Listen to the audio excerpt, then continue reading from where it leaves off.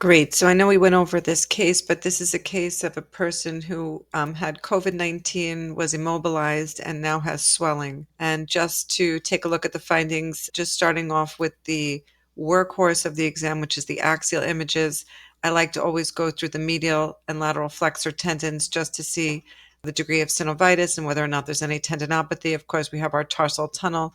Don't see any masses in that. Well, actually, there's some mild tenosynovitis that we talked about by the master knot of Henry. The Achilles tendon, we have a central interstitial tear, and when we look at that on sagittal imaging, of course, we can see that there is interstitial tears involving greater than 50% of the tendon thickness is associated with retrotendon and retrocalcaneal bursitis. So this is, and there's a small Haglund bump, so this is on the order of Haglund deformity. So that's the major finding there. We'll look at the plantar fascia. I like to look at that on T1 weighted images just to understand. And I would say that the plantar fascia is diffusely thickened. It usually tapers more by this level. And the buckling, there's a mild degree of fibromatosis and mild plantar fasciitis. Taking a look at the muscles of this patient, when we look at the T1 weighted images, and we can see the degree of atrophy within the abductor digiti minimi, quadratus plantae. And then as we get out towards the foot, there's quite a bit of fatty streaks within all of these interstitial muscles. So we can see that a little bit more here, these deep layers here. So there is some kind of neuritis, diffuse neuritis pattern occurring in this patient. And let's just round it off by taking a look at the ligaments.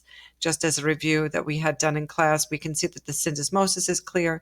The anterior talofibular ligament has a mild, tautly stretched appearance. PTFL is mildly thickened. And calcaneofibular ligament we can see is mildly thickened with some mild periligaments edema. This is more of a subacute on chronic appearance. We can compare that to the T1s and really prove to ourselves that we're having some kind of ossification at the ATFL attachment, a chronic tug injury there, if you will. And the PTFL is mildly thickened, calcaneofibular ligament mildly thickened. Taking a look at deltoid, we like to look at the deltoid on coronal imaging. We can see that it's thickened. The tibial spring we can see here, slightly elongated, mildly thickened, minimal edema.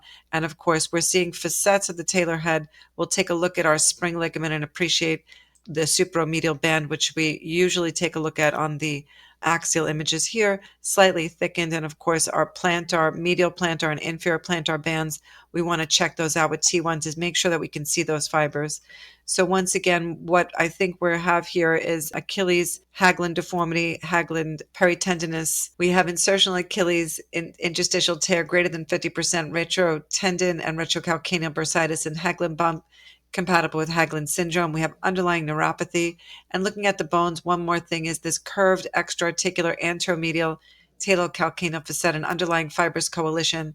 And a setup like this might lead you to use your Achilles more to get from the heel strike to the toe off, especially if you have a biomechanic that needs compensation, as occurs in rear foot varus. Thank you.